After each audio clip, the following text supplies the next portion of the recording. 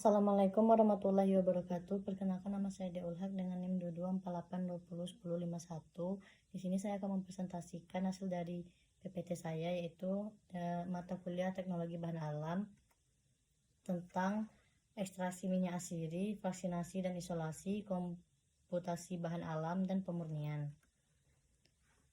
Ekstraksi minyak asiri. Minyak asiri adalah zat berbau yang terkandung dalam tanaman. Minyak ini disebut juga minyak menguap, minyak etaris, minyak esensial karena pada suhu kamar mudah menguap. Istilah esensial dipakai karena minyak asiri mewakili bau dari tanaman asalnya. Ciri utamanya yaitu senyawa yang berwujud cair atau liquid pada suhu ruang, mudah menguap atau terbang, atau volatil menghasilkan aroma tertentu. Kandungannya, minyak asiri yang terkandung pada suatu bahan tanaman pada umumnya terdiri dari campuran beberapa jenis senyawa minyak asiri. Beberapa di antaranya sangat termolabil atau tidak stabil pada perlakuan suhu tinggi. Metodenya yaitu yang pertama ada destilasi air, destilasi uap air, destilasi uap. Kemudian 2 press, 3 pelarut organik, 4 envaluasi, dan 5 maserasi lemak panas. Metodenya yaitu ada destilasi, tahapan persiapan pemanasan, pemisahan. Kelemahan, senyawa rusak karena menggunakan panas. Kelebihannya, teknologi sederhana, waktu cepat, pemisahan mudah. Sedangkan press, tahapan persiapan pengepresan, memisahkan. Kelemahannya, lebih lama, pemisahan lebih sulit. Kelebihannya, teknologi sederhana, senyawa tidak rusak karena panas.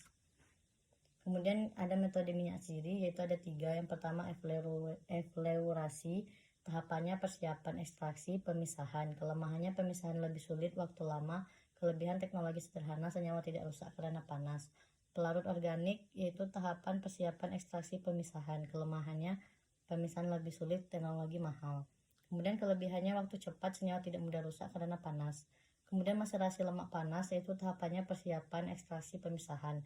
Kelemahannya, pemisahan senyawa lebih sulit, senyawa rusak karena panas. Kelebihannya, teknologi sederhana.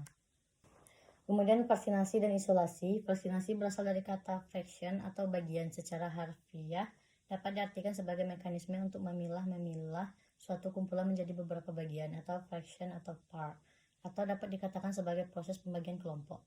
Tujuan vaksinasi mendapatkan fraksi bagian tertentu dari suatu ekstrak yang merupakan fraksi aktif, melakukan isolasi atau pemisahan suatu senyawa metabolit sekunder tunggal. Kemudian kromatografi lapis tipis, kepolaran antara sampel dengan pelarut yang digunakan dengan menggunakan lapis tipis pada lempeng kaca, logam, dan lain-lain. Yaitu ada 2 fase diam, zat padat, silika alumina, fase gerak cairan. Kemudian pemurniannya, metode ini untuk mendapatkan komponen bahan alam murni bebas dari komponen kimia lainnya yang tidak dibutuhkan. Prinsip pemisahan antara 2 jenis, 2 zat atau lebih yang saling bercampur. Tujuan untuk mendapatkan suatu zat murni dari suatu campuran atau larutan yang telah tercemar oleh zat lain. Kemudian tingkat kemurniannya 95-100%. Pemisahan berdasarkan peristiwa fisika atau kimia. Yang pertama, pemisahan secara fisika tidak mengubah zat selama pemisahan. Yang kedua, secara kimia suatu komponen atau lebih direaksikan dengan zat lain sehingga dapat dipisahkan. Cara atau teknik pemisahan campuran bergantung pada jenis, wujud, dan sifat komponen yang tergantung di dalamnya. Jika komponen berwujud padat dan cair, misal pasir dan air, dapat dipisahkan dengan saringan. Sedangkan pembagian pemurnian, 1. Rekritalisasi, proses pemurnian kembali senyawa organik padat dari bahan pengotorannya dengan cara mengkristalkan kembali senyawa padat yang telah dilarutkan ke pelarut. Prinsip, senyawa dilarutkan dengan pelarut yang dapat melarutkannya pada suhu tertentu. Ketika larutan jenuh, berisi pelarut dengan suhu tinggi dan senyawa dibiarkan mendingin. Larutan senyawa akan menurun sehingga membentuk kristal keluar dari larutan. Yang kedua itu ada dekantasi, proses pemisahan campuran sedimentasi dan berdasarkan penuangan langsung atau pemindahan pada wadah lain.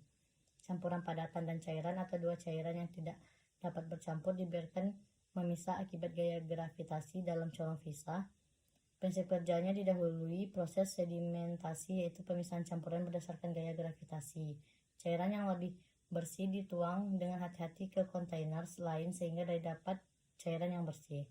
Metode ini tidak terlalu efektif karena masih ada kemungkinan cairan yang tertinggal di sedimen atau pada partikel sedimen masuk ke dalam cairan. Kemudian yang ketiga ada sublimasi, proses di mana suatu senyawa mengalami konversi dari suatu padatan menjadi gas tanpa melalui fase cair dengan cara memasukkan senyawa pada suatu sistem vakum, kemudian menjadi senyawa murni. Komputasi bahan alam. Komputasi dapat diartikan sebagai cara untuk menemukan pemecahan masalah dari data input dengan menggunakan suatu algoritma. Hal ini adalah apa yang disebut dengan teori komputasi, suatu subbidang dari ilmu komputer dan matematika. Selama ribuan tahun, perhitungan dan komputasi umumnya dilakukan dengan menggunakan pena dan kertas, atau kapur dan batu tulis, atau dikerjakan secara mental, kadang-kadang dengan bantuan suatu label. Namun sekarang kebanyakan komputasi telah dilakukan dengan menggunakan komputer, yaitu penemuan obat baru, database tanaman, prediksi aktivitas obat, prediksi farmakologi obat, molekuler testing. Sekian presentasi saya. Salah dan janggal yang saya mohon maaf. Saya akhiri dengan wassalamualaikum warahmatullahi wabarakatuh.